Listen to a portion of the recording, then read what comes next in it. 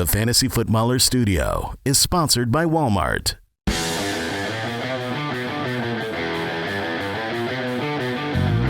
Welcome to the Fantasy Footballers Podcast with your hosts, Andy Holloway, Jason Moore, and Mike Wright.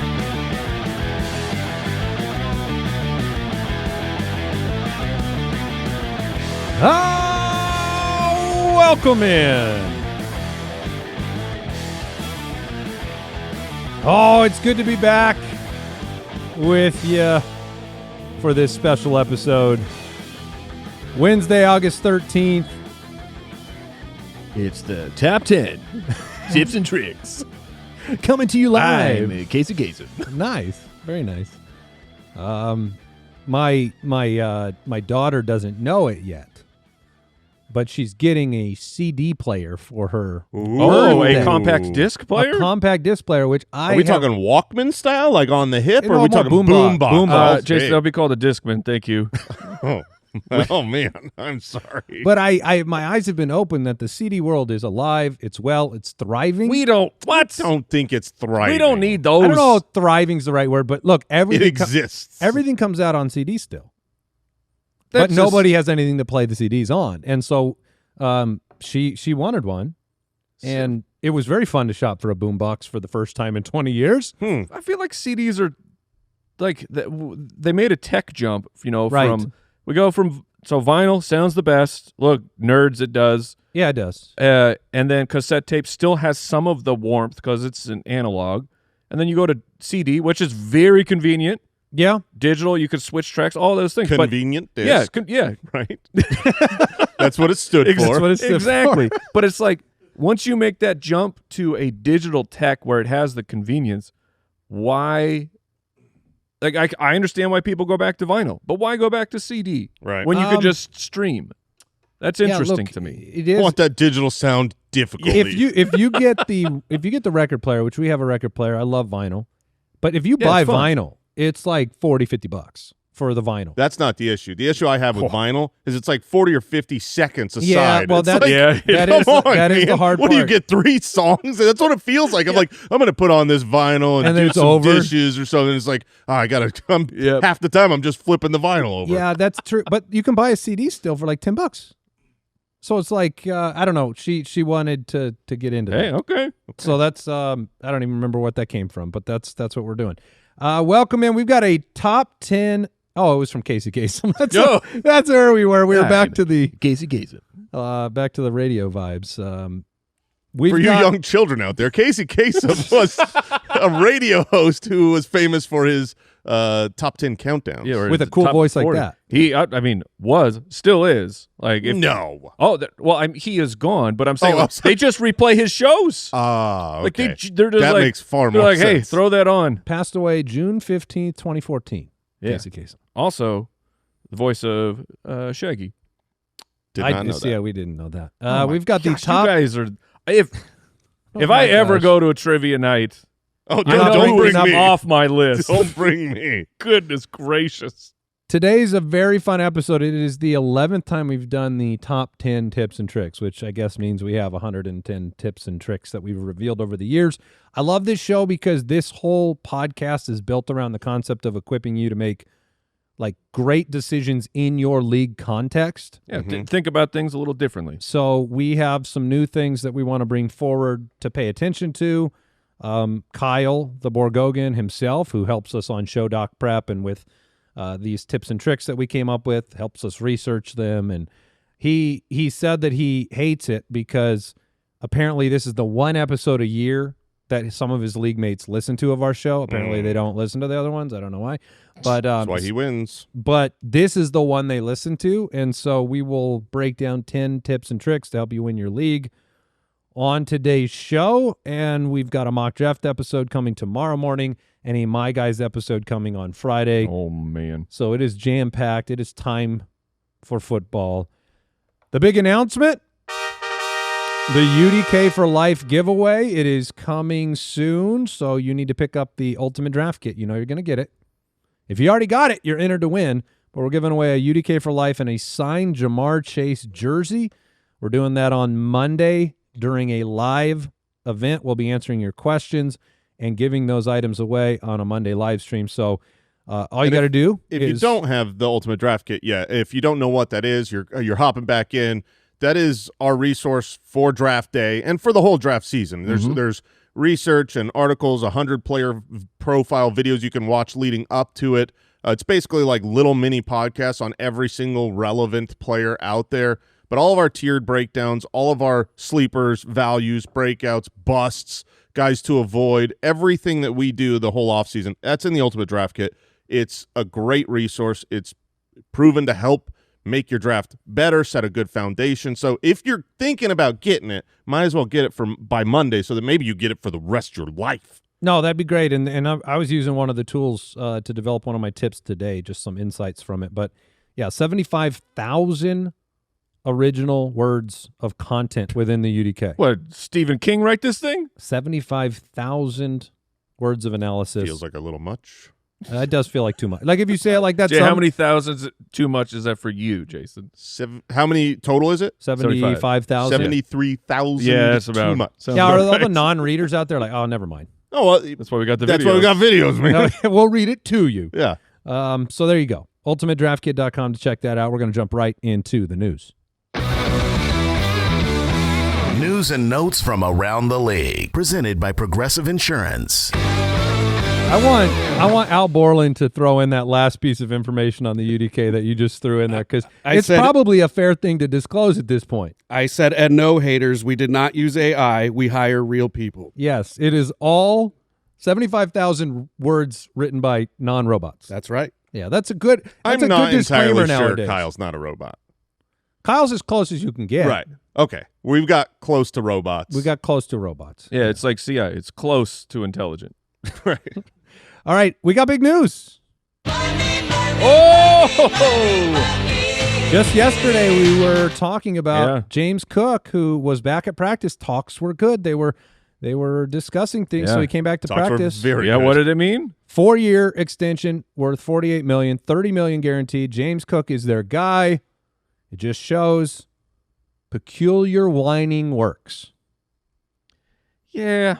Look, it's one of those Sometimes things where it you gotta advocate for yourself as a player. You gotta take the leverage when you can get it, but at the same time, his mechanism, his method, was so odd that you're kind of like, dang it, why'd that work? Right? Is that a template? We're gonna like fake go out on the practice field. Is that gonna? And then you get $30 million. The template is go score 16 rushing touchdowns the year prior, be awesome in the playoffs, and help you stay in your games, and then you can do that. Like, I'm surprised that two of the Deucers are not like walking out right now as a way to try to get a raise. They or something. know that we'll just say goodbye. You know how many people want your jobs? It's so strange, because this is how the Cowboys do it too. Why do we wait so long? Like, if we're gonna do it, if you're going to do it, just get to it. I've got an answer for that. Okay, what's your? At least maybe not in the Cowboys' case because they have restructured Dak Prescott 5 times. Yeah, because they screw wasted up money and every they big contract. And maybe this is a screw up by Buffalo too. Maybe this is the exact number that James Cook wanted in the beginning, but I don't think it is. I think James Cook came with a much bigger number, and this is the way the back and forth negotiation goes, and you finally get to a place where it's like, look, you want to be that guy? You want to get in there? Take a little less. We'll go up a little bit.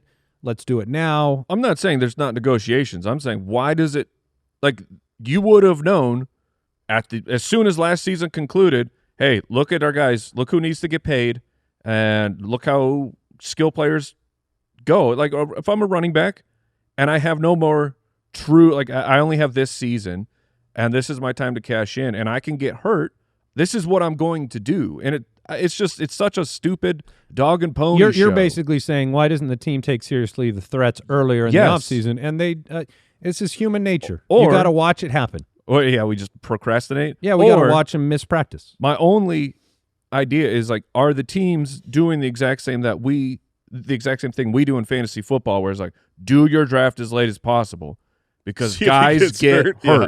And they're like, we're going to watch you during the offseason. And we don't want to sign you to a contract in February, and then in April, you're training and you get hurt. Yeah, It's a game of chicken. It's a contract chicken. It's Outside stupid. of Dallas, And a lot of grumpy old Dallas men run these teams. Yeah, outside of Dallas, and I would also say outside of the Bengals. Those two organizations are run by some egos up top that get in the way of the money. But here it's just a matter of, I'm sure that James Cook would not have agreed to this deal at the very beginning. I agree. I think it was, they're getting closer to the season and they both start sweating and then they meet in the middle.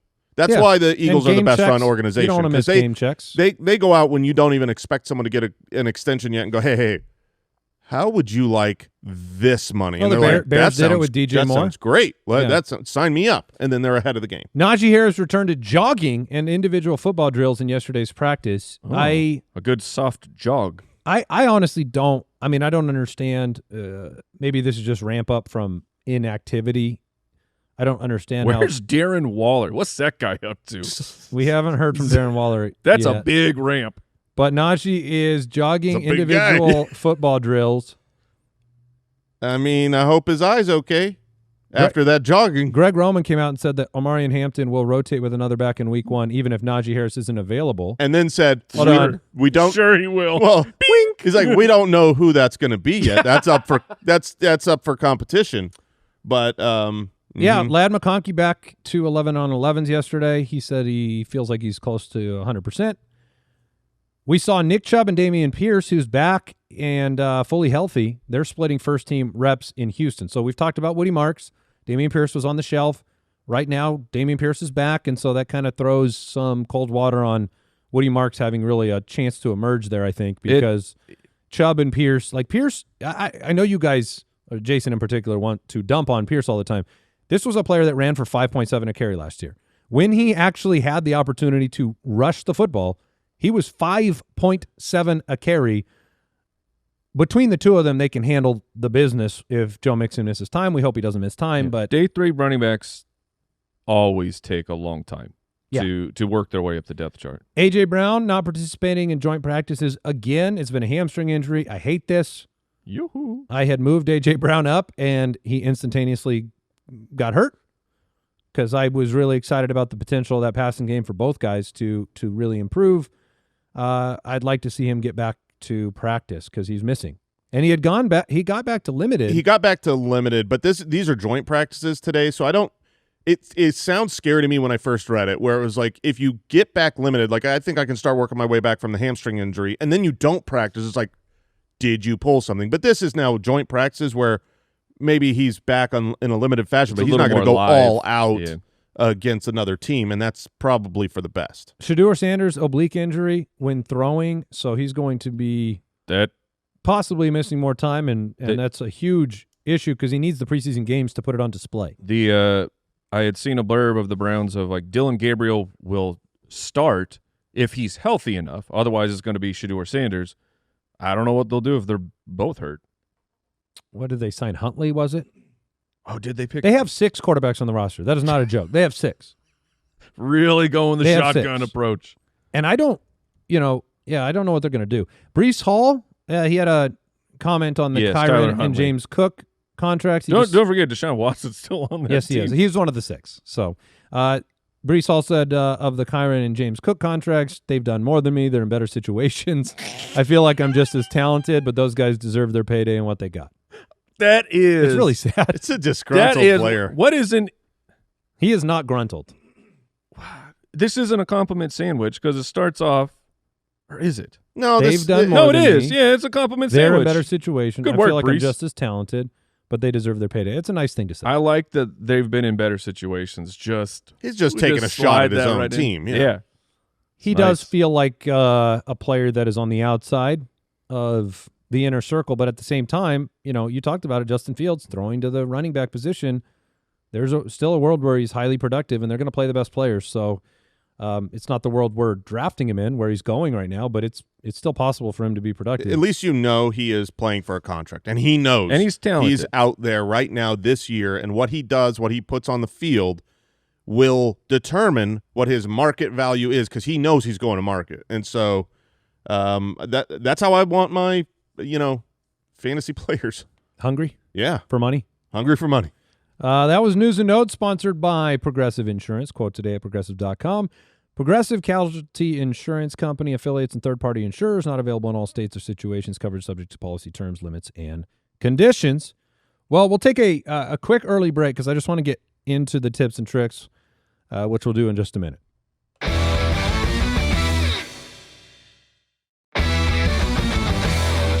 All right, like I said, this is the 11th time that we have done a tips and tricks episode. There is a digital copy of our 55.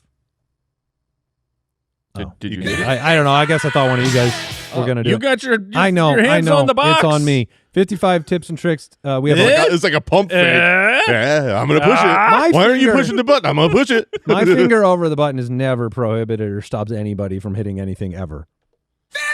Thank you. But that digital book is available for all Foot Clan members at jointhefoot.com. It's time to get into it. Tips and tricks.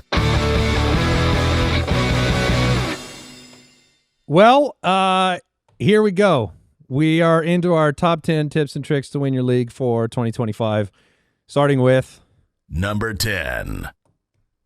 I'm going to go with this. It is, here's my tip. Grab a few mystery bags. All right. Grab a few mystery bags. My son in the last several weeks has gotten me into Pokemon card collecting in a very small way. Collecting. That's what they call it. And so we open these packs together, and sometimes, you know the expression that Mike brings up all the time, maybe it's a boat. Mm-hmm. Sometimes you get a hit, right? Yep. And my tip for fantasy players today, I alluded to it last week, grab a few mystery bags, and what I'm talking about is rookie players from round 6 to the end of the draft, okay? Because that is where you're getting into a place in fantasy football where sometimes it feels like the right thing to do is dial in some veteran, known names and commodities that seem like they're going to maybe be able to bounce back. And I'll just highlight last year what those names were. It was Nick Chubb in the 8th, Zach Moss in the 8th, Marquise Hollywood Brown in the 8th, Javonte Williams in the 8th. But sitting there in the middle of the 8th round as well, Ladd McConkey. All right, and that's what we're talking about with the mystery bag opportunity that you have in drafts. This is something I've done more and more over the years, in part by necessity. Sometimes you play in leagues, you trade away earlier round picks, you have less opportunity in the middle rounds, and I want somebody that is going to give me a chance at being a true hit. Last year, Brock Bowers is another example. This was a late 7th round pick. People were dialing in Kyle Pitts ahead of him and a bunch of other opportunities. Every year there are players like this. We just don't know what the rookie's going to be. And not every rookie is going to work out. But time and time again, we see these later round opportunities. You know, Jalen Waddle was a 9th round pick when he came out and had an over 100 catch rookie season. Justin Jefferson was an 11th round pick. We were worried about him. It was Olabisi Johnson, and he was behind other players in the depth chart due to the preseason. Brian Thomas Jr. last year was a 9th round pick. You know, you have rookie running backs in, historically, David Johnson, Jeremy Hill, Lev Bell, Antonio Gibson, Miles Sanders, Kenneth Walker. These were all players drafted outside the first 6 rounds in lieu of some of these old heads that we think are going to bounce back and give you an opportunity. On average, 3 rookie wide receivers per year. This is the big stat here that I want to have stand out for you. On average, 3 rookie wide receivers per year drafted round 6 or later end up as top 24 wide receivers. I want a chance at a boat. I want a chance. He's a gambling man. I want to gamble because the upside is so tremendous. We play to win. Mike has been on the don't play scared situation. You're not going to hit on every one of those players. But when you hit, that hit can be very, very valuable. It can bring you forward several rounds of ADP value more than these other players that are drafted in the later rounds. This year, a good example, Tyler Warren's a 9th round pick. You're going to dial in Tyler Warren, you're going to dial in somebody like Dalton Kincaid in the 10th round. Like, there are opportunities to, or Jason would probably say, look, Tyler Warren, a few picks after Evan Ingram.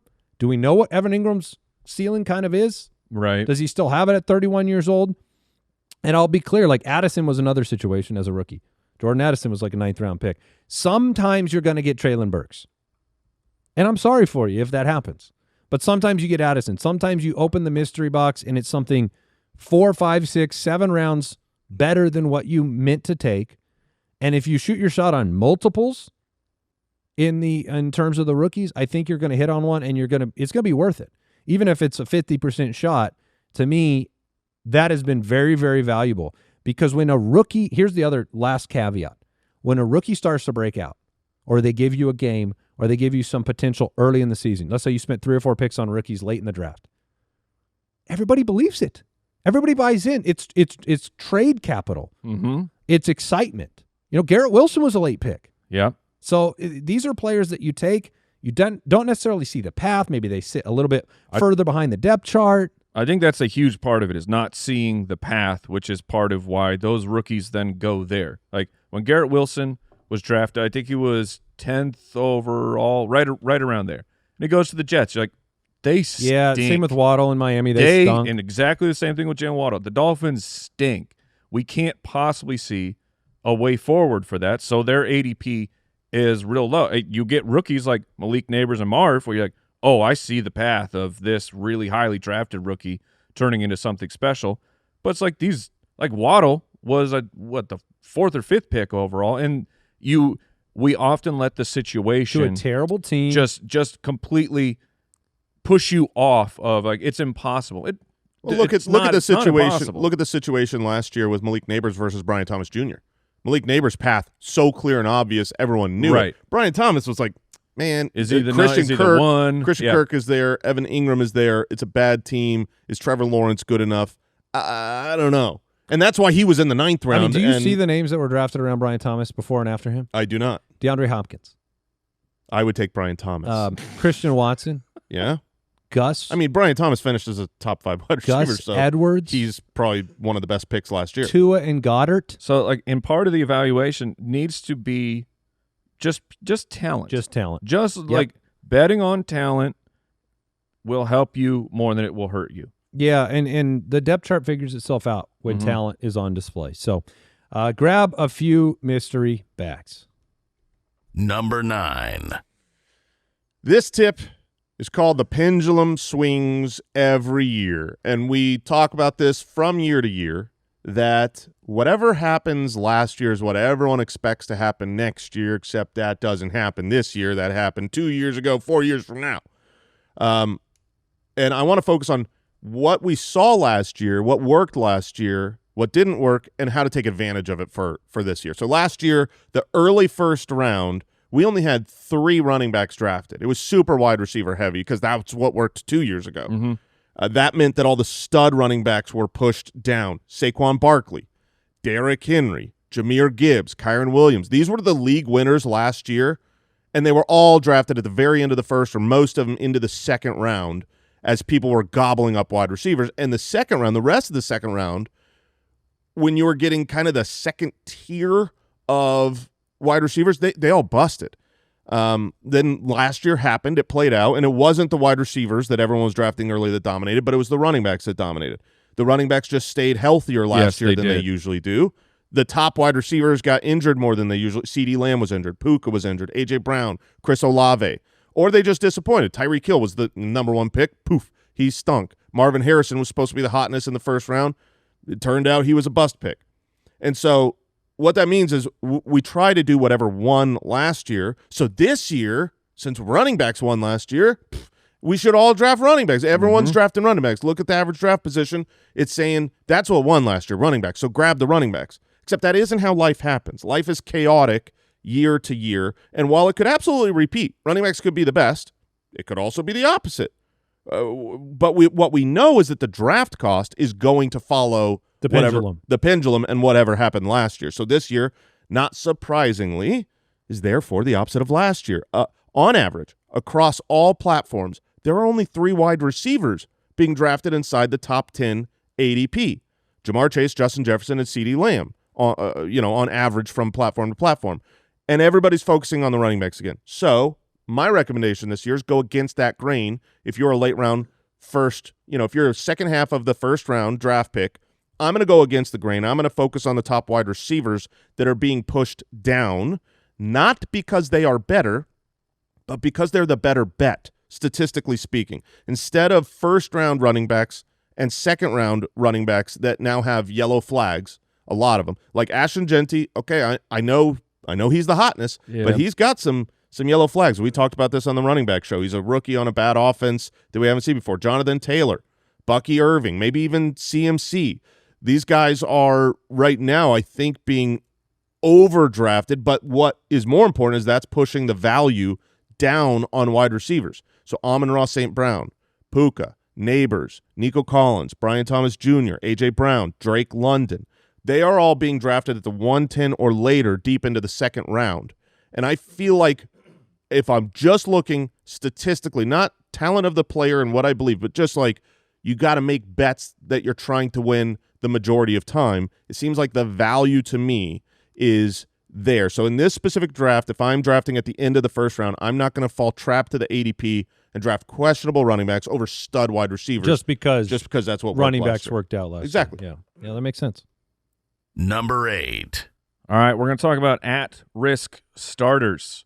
So last year we had an episode where it was players you are embarrassed to love. Okay. And in that episode I brought forth Bucky and Tank Bigsby of players like looking at who they were, draft capital for Bucky. It was a third-day running back. Tank is competing with a first-round running back and had himself a very embarrassing first year. And so it wasn't necessarily that I loved those players in particular, but I looked at the situation and thought, I think their starters could be overtaken. This episode last year, when you brought Bucky up, was the first time I believed you about Bucky. Oh. It was, because in the offseason, like the Rachaad White thing was working. This was a good team. Yeah. They were very successful. He caught almost 100% of his passes. Like that was the arguments I was bringing to the table for Rachaad White last year. This was the first, but you had always stood up against his inefficiencies. Yes. And so you're saying that look for situations where the starter themselves, by their play, by their performance, by their metrics, exactly appears at risk. ETN was another one. You hated Rachaad White, you hated ETN, and you were right on both. And I believe he still hates them. Yeah, just as people. Not as fantasy assets, just like the man. No, I don't have a problem with Rachaad White this year. Like of the ADP for what he could give you, it's perfectly fine. It's just when you buy into a player, especially at the running back position early, and the only true check mark in their box is they're going to get a ton of volume. They're not going to be very good. Those guys are at risk. Like they can still end up keeping their job. Like maybe someone in the the RB2 is not talented enough to take them off the field. That can happen. But these are situations that you need to pay attention to. And like the backups, it can take some time. It took Bucky some time to overtake Rachaad White. So I'm not necessarily saying these are guys you got to take in your draft. Another one was Tyrone Tracy with Devin Singletary. That was actually another situation. We maybe didn't have as much confidence in Tracy, but Singletary was definitely an at-risk starter on that team. Yeah, and so maybe depending on the size of the bench in your league, you may not want to draft these particular players or these situations, but you need to have your eyes open and be paying attention because, like I said, it may not happen week 1 or week 2, but there are markers of the efficiency of the starter versus the backup. Things like especially targets per route run, because look, we want pass catching running backs. It's so much more valuable than a carry. But just looking at things like that, they're running behind the same offensive line, and if the backup is just outperforming the starter by the end of the first month, there's a chance that things could switch over. So I took a look through the every team, and I'm just making my best projection of situations of starters, how entrenched, how much money are they going to make, how good are those players, and I came up with 5 teams where I thought there could be a transition, and also these situations are different than ambiguous backfields, which we talk about, because ambiguous, you don't know who the starter is. These are ones where it's like you know who they are. We're pretty confident we know who the starter is, especially when you look at ADP. So the Chicago Bears. Yep, DeAndre Swift. Is DeAndre Swift the guy? I mean, he's being paid like it, but Ben Johnson he's not good enough to be deserving of being the right. guy. That's He your point. could be taken off, and Kyle Monangai has been getting some buzz. I know he's a Monangai.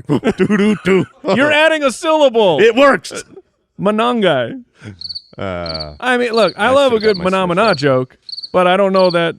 We'll try it. We'll it'll workshop come it. back. We'll work on it. But he is getting That was good. That was good work. How dare your crickets. Wow, the what I'm hearing at a Bears camp is like Manunga guy. Roshan. Monongai. That's not his name, though. That's his name now, Mike. Oh, it's not good, man. Okay. All right, All move on. right. So the Bears situation. Andy, we know this is happening, so I just know. let it wash over you. man, I'm not happy. Roshan is being talked about as just a specialty goal line player, which is it could be interesting, but they're saying like Monangai looks like I watched the the film. RB2. I watched the film. He looked good.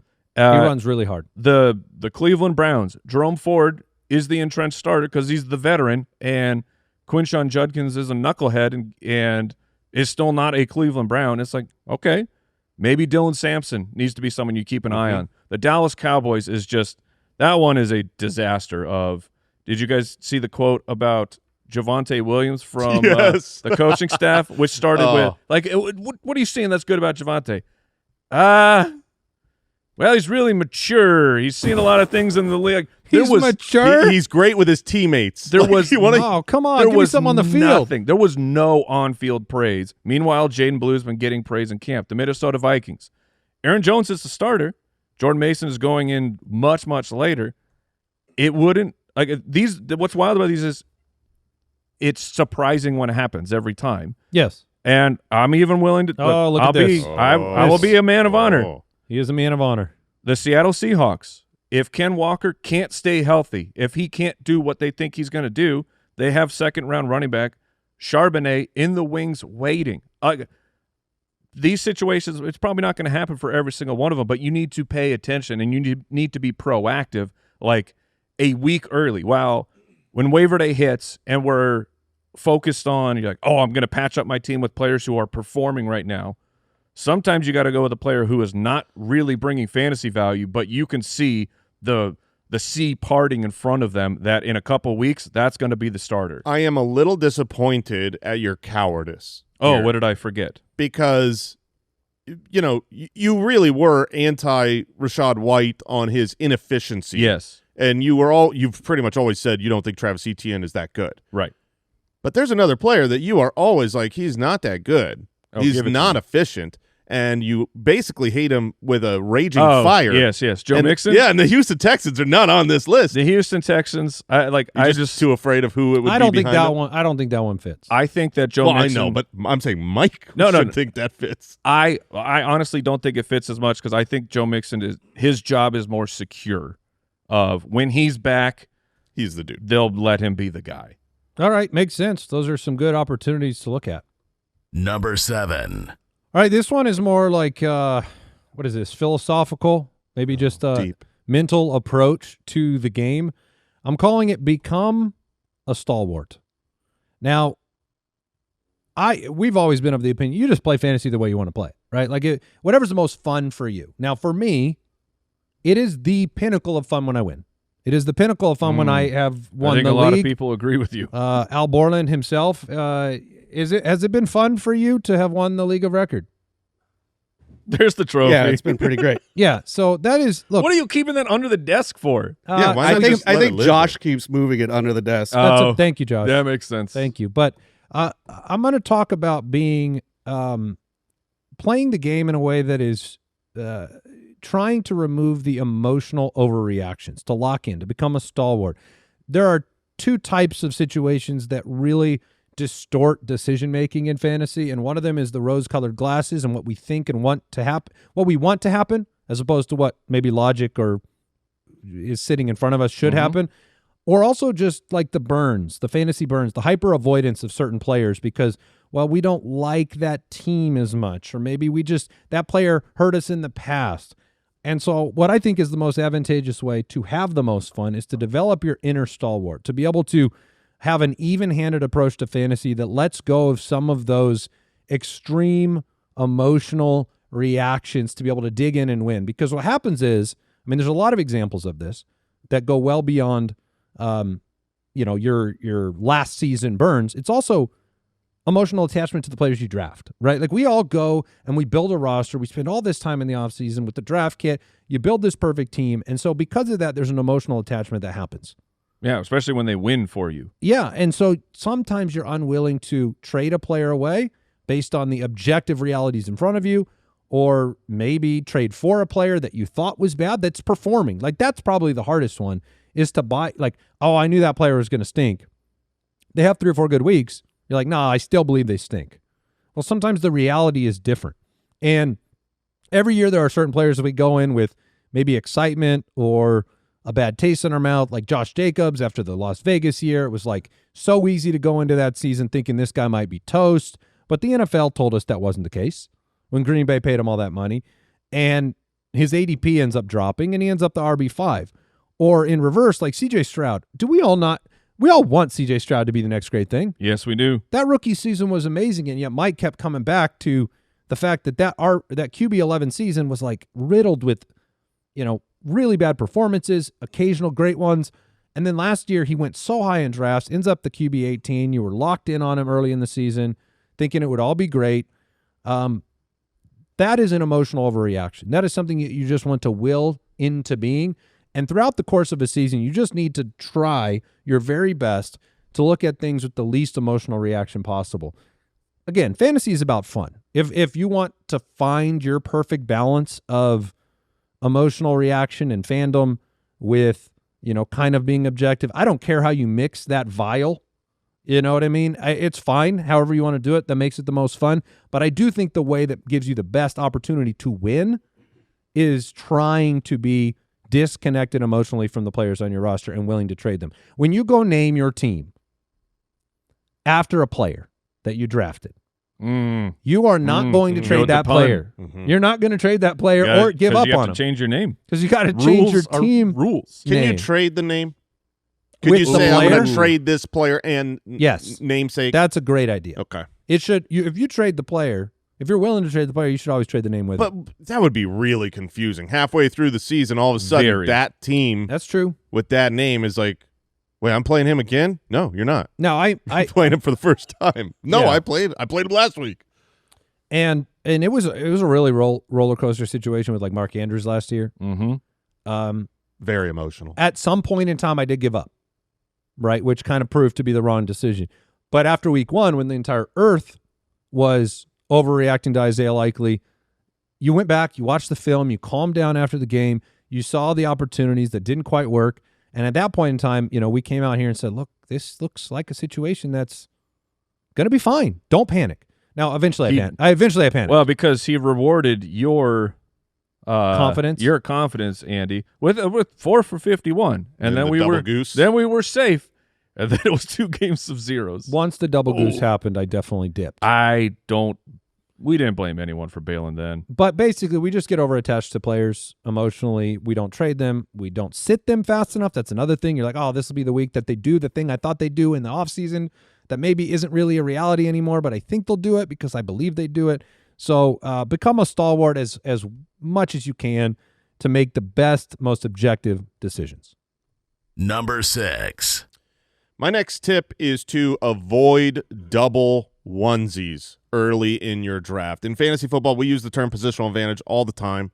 We're describing a quarterback or a tight end that puts you above your league mates at that position, right? Lamar Jackson, he was the quarterback 1. He was better by 2 points over the quarterback 2. Brock Bowers, who was a late-round draft pick as the tight end 1 last year, he was awesome. And, for years it was Travis Kelce and Josh Allen. It feels so good to leave your draft stacked at those positions, to grab, this year, Brock Bowers, Trey McBride, Josh Allen, Lamar Jackson, Jaden Daniels. These guys are awesome, and I love them, and I'm willing to take every single player I mentioned. But I want to talk about the positional disadvantage that it puts you at the more important positions if you double up on the onesie position. The opportunity cost, whenever you draft any one of these guys, is something significant that you've got to factor in.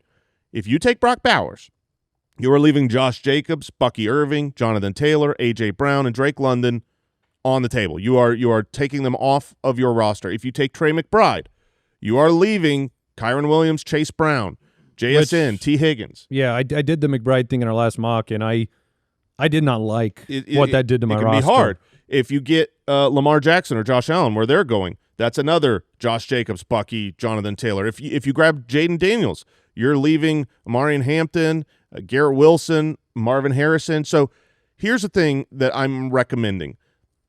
If you take one of those guys, any one of those guys, I'll throw Burrow in there as well, you're going to be fine. If you take two, you're really going to be wrecked.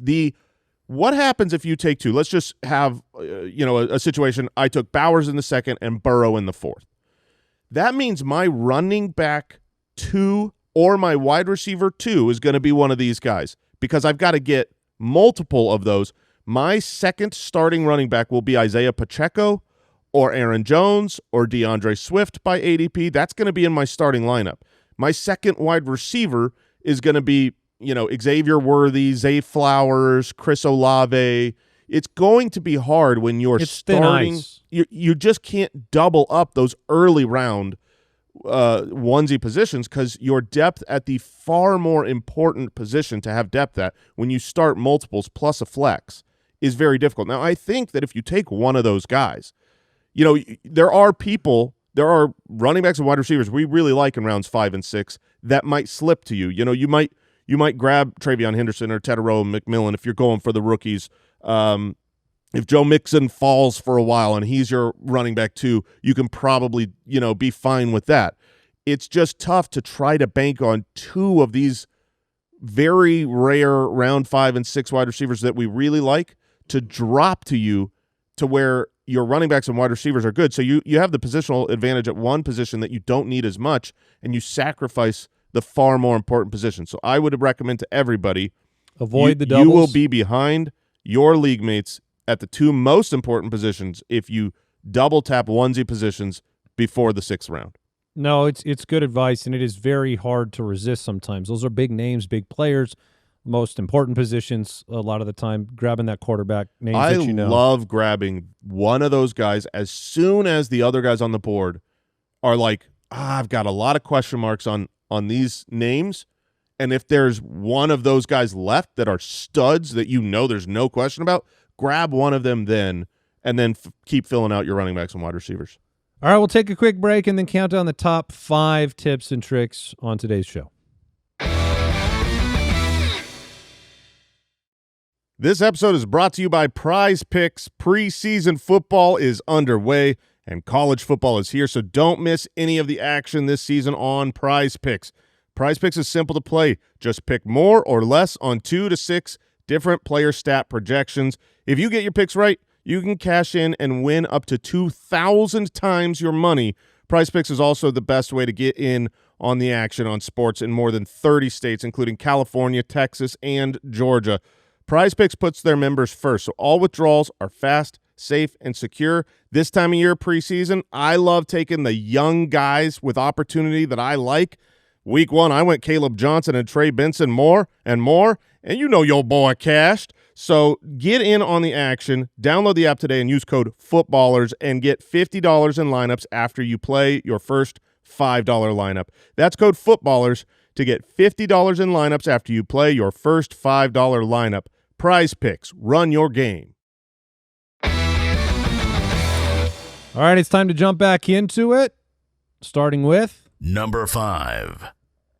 Tip number 5, we're going to be talking about anticipating offensive system tier jumps. Okay, that's a lot of words, Mike. Yes. It's over 75,000 words right there. The NFL is full of parity. Teams jump from worst to first. It happens every single year. And offenses jump from bad to competent, sometimes even a jump up to a really good, strong offense. It happens every year. When it happens, it feels like it comes out of nowhere because pretty much for this to happen, the team had to have been bad. And it's like, well, that team was bad last year. There's no way they can turn it around.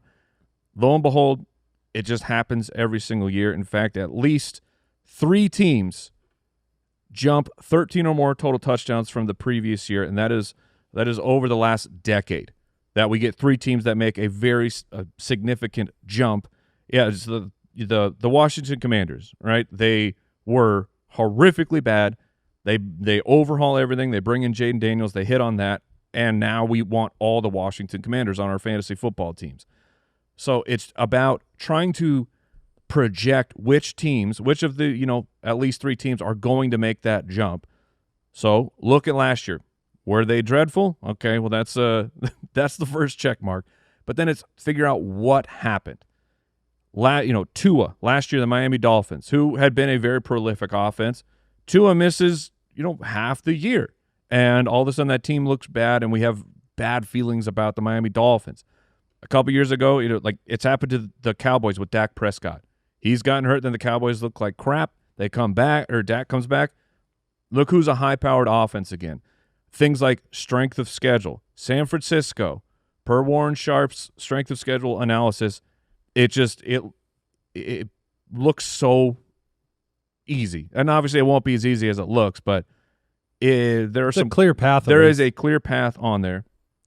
And then this is a big one. Offensive coordinator change. So last year we had a good amount of teams jump up, and 4 of the 5 from last year, it was an offensive coordinator change. And you can even factor in, if you want to say, hey, Aaron Rodgers is kind of a 4 of the 5 jumps. Well, yeah, 4 of the 5 jumps from last year. And if you want to say Aaron Rodgers is part of the OC of the Jets last year, that would be 5 of 5. So in fact, over the last 3 years, 10 of the 11 teams that tier jumped had a new OC or a new play caller that year. So it's looking at the teams who were bad, and then this year, who do we have new play callers or new OCs? The best candidates for this, and I have one team in mind. I wonder if you'll mention them or not. And the thing about that is when there's players from these teams, it's baked into their average draft position of that player's on a bad team. And so they go later in draft. This is what helps you find guys who are really going to help you win, not just the early picks, but the later guys. So this year, the teams that we got new player callers, new OCs that are interesting, that could make this jump of over 13 touchdowns to really help your fantasy team. We got Chicago with Ben Johnson. That's the obvious one. Dallas, they changed things up. They got Clayton Adams at the OC position. The Vegas Raiders. You got Chip Kelly in there, who has given us historically really good fantasy players in the past. Like New England, hey, we got Josh McDaniels. I mean, he's back. We're back, baby. And then in Cleveland, Tommy Reese. So we have. You didn't say the team I was thinking about. You want me to mention it? Yeah. So because you got to first, it has to be a bottom 10 team. Like, is it Tennessee? No. Oh, okay. Give it to me. Jacksonville.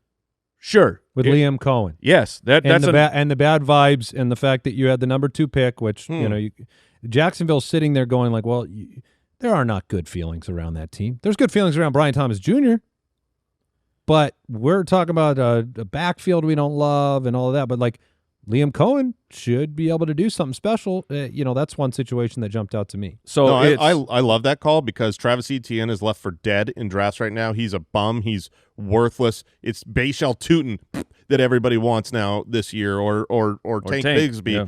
And Trevor Lawrence isn't good, but if he brings in a good system and Trevor Lawrence is an above-average quarterback, that could be a very good offense. They have weapons there. But so just the summary is, don't get over concerned about how bad a team was last year. Look at the team. Look at the changes that they have made. Did they bring in a new OC? Because teams move up, and every single time they move up, we go, "Whoa! Didn't see that coming." No, who could have possibly seen that? It happens every year, man. Yeah. So you have to try to find your best shot at predicting those situations. Yes. No, it makes sense. All right, moving on. Number 4. All right, number 4. My final tip of this top 10, it is doing the tight end dance, all right? And it kind of piggybacks on what Jason was talking about with the onesie positions. If you don't end up with one of those, the Bowers, McBride, Kittle, which in most situations, Bowers and McBride, I think the way we view them is that they are fair and appropriate picks at their draft cost, but they do cost you something, right, in terms of the what you're trading. Jason mentioned the names earlier. George Kittle's kind of been the favorite of our group, but if you look at our value scout tool, and if you don't know what that is, we have built it out, added it to the UDK this year. What it does is it takes our rankings and our true value of a player, where we think they really belong in drafts, their true value, and compares it to your platform's average draft position, because your league mates are drafting ESPN, Sleeper, Yahoo, NFL, whatever. they're drafting and they're seeing those default lists, and those default lists are based on where those players are going on those platforms. And so our tool compares our true value with those platforms and kind of says, hey, we think this player's worth maybe 5 or 6, 7 picks to be higher in the draft or lower. But when you look at how we view the tight end position, we basically look at Bowers, McBride, and Kittle. Pretty much their true value is about where they're being drafted. But beyond that, at the tight end position, the TLDR, the summary, it's like we don't think that the Laportas, the Hawkinsons are worth where they're going in drafts because of the other options that you have at tight end later on. And so it can feel a little uncomfortable going into your fantasy season without a true, monster tight end, Bowers, McBride, Kittle. It can feel a little uncomfortable, but people need to recognize that doing the tight end dance, streaming the tight end position, where, look, every week we get on and we tell you streaming defenses that we think are good options this week. You can stream the kicker position every week. But tight end, overall, it really can be pieced together in, I think, a more predictive way. Yes. Because the defensive numbers that we start to get 4, 5, 6 weeks into the season, you really see what teams are vulnerable against tight ends. It's a scheme thing. Some teams, their personnel and the scheme that they play just allows that area of the field to get eaten alive, and so the offense that faces it targets that because it's just good football, and it happens every week. It's very predictable in a way that it's not with the other positions. We behind-the-scenes look of the fantasy footballers, one of our in-season tools is the Stream Finder, where instead of just a strength of schedule for one particular team, we look at which teams are getting beaten up by a particular position. And every week we do a starts of the week segment. And every week it's one of the starts of the week at the tight end position is going to be that tight end who's playing the team who gets beat up by tight ends. And it works just magically over the course of the season. Yeah, and I think part of that is just like, okay, if a team's weak against wide receivers, well, every team starts a bunch of wide receivers. If a team's weak against running backs, there's a lot of committees. If you're weak against the tight end, there's normally one targeted pass-catching tight end. It makes it easier to predict. And the other aspect that you can look at, beyond the defense they're playing when you're looking at streaming tight ends, look at the metrics that matter. That's a series we've been doing with the Just the Tips weekend mini-series. But if you look at the what's the most important thing for tight ends, routes, receptions, targets, yards after catch. And so you can start to look at increased opportunities.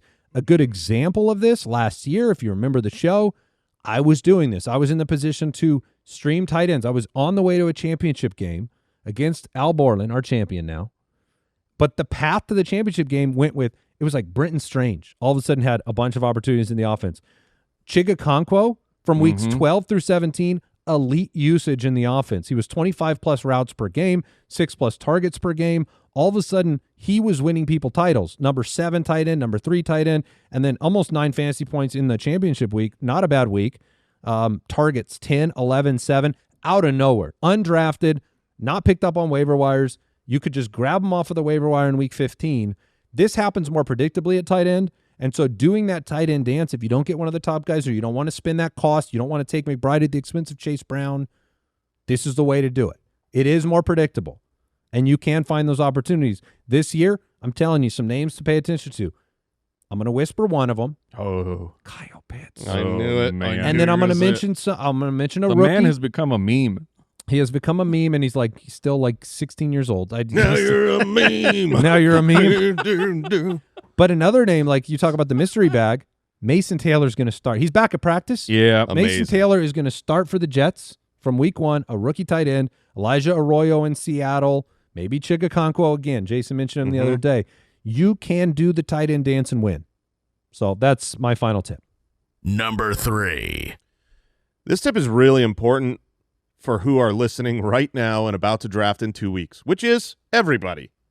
This is beware overdrafting preseason hype machines. Oh, boy. It don't work. Oh, boy. It doesn't work. The preseason, look, we come in and we do the preseason power up and we tell you what we're seeing and the depth chart. Oh, man, but that train gets out of control. We like the hype trains. That train was the Abdullah Express. How dare you? Boy, that train really That keeps train going. just goes Gotta I on guess I and got to on stop and the on. train. Yeah. You can't. Al Borland's looking at me. Stop the train. You stop. Trains can't. Anyways, in the early days of the podcast, we had the Amir Abdullah's cut heard round the world. Yeah. The one jump cut that lofted him up to like the fourth round. Because it was awesome. It was unbelievable. But it Yeah, turns one out preseason play. it was a preseason play, and it didn't actually change things. More recently, do you guys remember when Marquez Callaway Yes. and the Saints, he had a couple touchdowns in preseason, went all the way up to the 8th round the year after. Damian Pierce. I mean, I was out on him all off season going into 2022, and then he had such a good preseason. And I was like, dang, Am I wrong? I guess Yeah. I was wrong. And then he was a bust pick in the 5th round. The next year, Kenny Pickett. Oh, that The perfect Steelers' offense. perfect offense. Oh, what a preseason. 5 preseason drives, 5 touchdowns. Then 2 full seasons of real football later, and Kenny Pickett has the worst touchdown rate, second worst touchdown rate of all time. That one's crazy. Last year, Caleb Williams, he had this insane off balance, out of the pocket, deep completion to Rome Odunze. Do you guys remember that? Here, I hope you don't, because this is an actual tweet from the Bears. This is an actual tweet from the Bears. It is. They said nobody will remember your salary, how busy you were, how many hours you worked. People will remember Caleb Williams to Rome Odunze in the 3rd preseason game of 2024. Okay. We don't remember. It was our job. Look, the Bears fans have been upset. I'm not completely sure why of the way that we talk about the Bears, because we want them to be good. We like their skill players. Everything is Caleb Williams good enough? Okay. That's not helping. This is not helping your case. Talk to the social media people. They were a hype machine The in third preseason preseason last game? year. It didn't work. It also works in reverse. Jamar Chase, his rookie preseason, he can't catch dealt the with football. drops through Yeah. training camp and had one bad needed a college preseason ball. drive. He was done. Genty and Caleb Johnson this year. Oh, he's Right. He's dead. His career's over because he dropped I a don't know pass in about that, preseason. Andy's holding to it. I don't know about that. My point No, is, I was saying that his career is certainly not over one preseason game. Oh. that is my point. It's Yeah. like, do not overreact to this preseason. Have fun. Watch football. Try to take some glimmers of maybe some second, third string players who seem like they're going to crack into the starting roster. Maybe that matters for your late. Oh my gosh! late draft Please picks. ignore stat lines Oh, in the yes. preseason. Oh yes. The only thing I look at genuinely is the athleticism of a player and how they look compared to other NFL players. I can remember like Julius Thomas preseason with Peyton Manning in Denver, hyper athletic tight end. Nobody had heard of him. You start to see some plays, yards after the catch. You're like, wow, that player looks special on an NFL field. That's the stuff to pay attention to. Yeah, and if you look over time, all the things that really preseason let us. I mean, you're bringing up Julius Thomas. That's a great example. I remember. I will never forget how important that preseason was. What year was that? That was probably 20. I mean, when was 17, Julius 18 or Thomas's something breakup? stupid? Exactly. Like, we Yeah. got to dig deep for the real positive. We got to win from this preseason No, you're right. I mean, glimmer. although you can't talk Mike out of Isaac Tesla, No, you cannot. because the one caveat here is if they're on your team, Right. the You're already. preseason super matters. Well, that's great because then you can't avoid this tip, which is you can't overdraft him. Yeah, I already got him. Yeah, you already got him. That's You're a good point. Now just get hyped. That's fine. Just don't overdraft based on preseason. You can ask Brian. My Tesla hype is so you are inappropriate. so you are like fully hoping like Jameson Williams leaves due to contractual Yeah, next year. next year. Yeah. Yeah, No, you're I like- want Jameson Williams this year. No, I know, but I know already what you're hoping for. Yeah. A departure to another team. Number 2. Dynasty's the long game, man. You gotta see a path a year in front. Yeah, your team doesn't need any more players. All right, we're gonna call this one mix and match, and this is honestly a newer strategy that over the last couple years, I've become more open to it, and to the fact of like, no, now I'm not just open to the idea. I think it's a good idea, and it's in a single quarterback league. Be willing to draft 2 quarterbacks in your league, and this is more. Okay. This is more of a tip for if I draft a stud quarterback, I'm not doing this But if I wait on my quarterback, then I'm real open to drafting a second quarterback, because you're trying to find a breakout guy, and in the past it had been easier to find those guys late.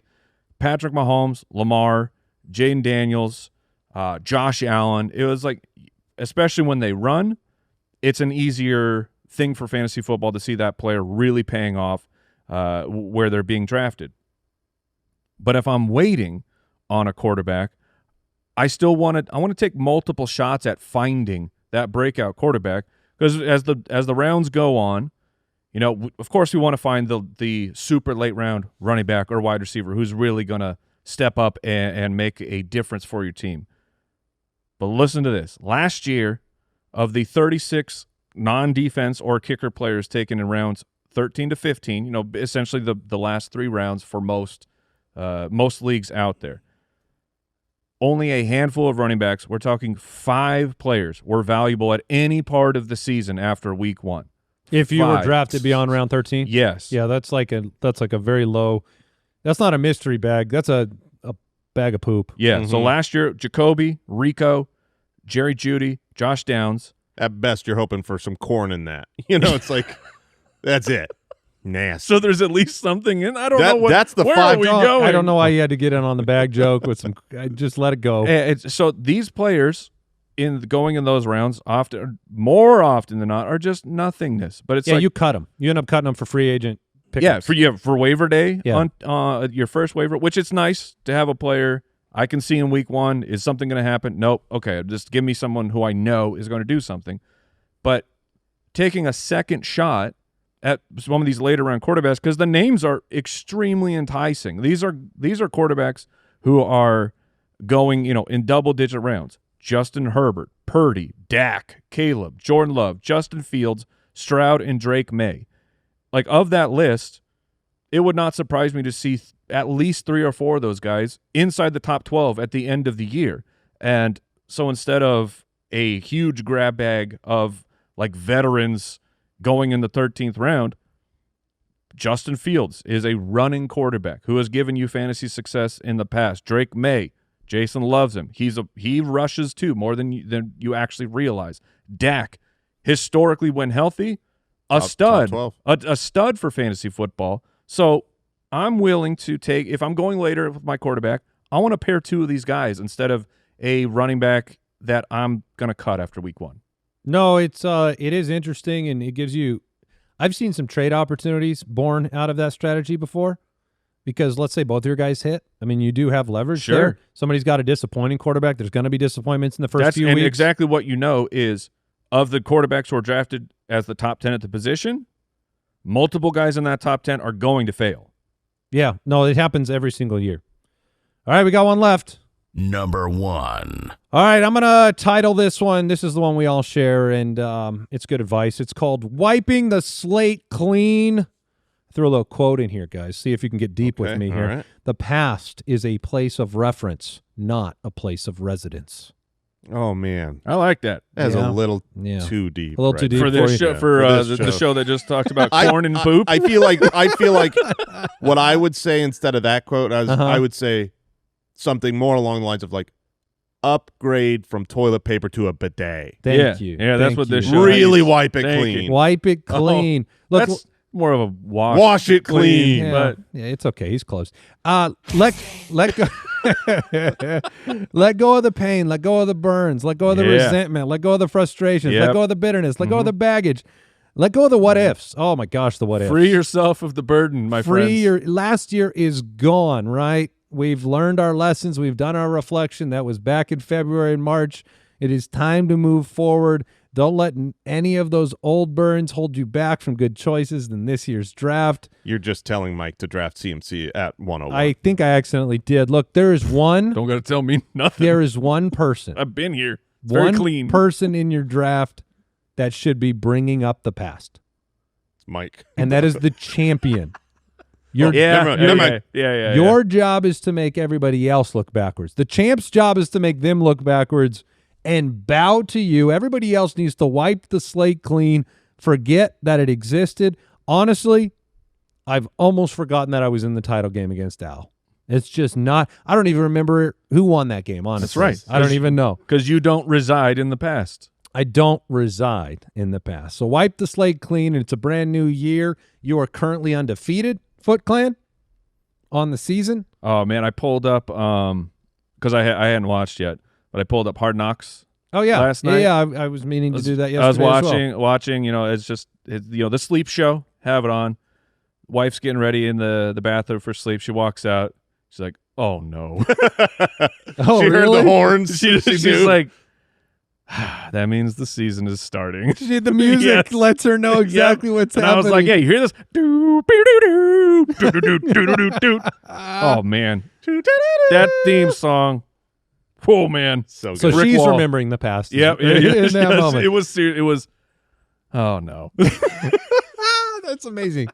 Well, it's your job, Mike. You have no choice. I know. And it's wonderful. All right, mock draft episode tomorrow. We got something special in store for that. We got My Guys on Friday. Official My Guys delivered to you on Friday. Are we locked?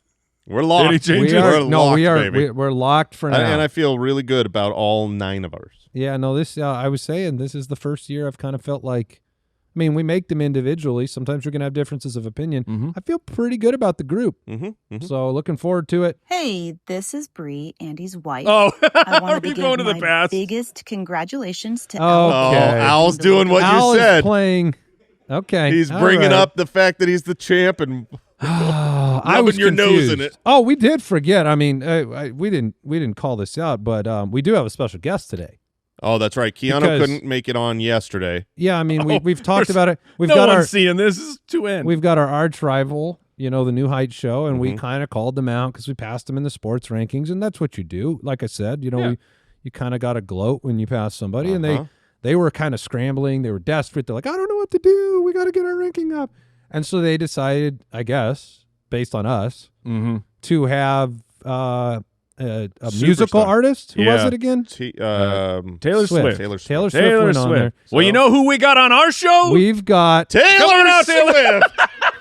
That's right, baby. We had her on our show first. yeah, that's right. Taylor Swift is back. I mean, hey guys, That's not AI I for like- all the YouTube out I there. have my 13th album to announce on today's show. Oh, man. So, very special guest today. We had to get back up on the charts. Guest only there on YouTube. Yeah, that didn't work well on the podcast. All right, that'll do it for today's show. Thank you for joining us. Avail yourself of the UDKUltimateDraftKit.com. Back with more shows tomorrow. Take care, everybody. Goodbye.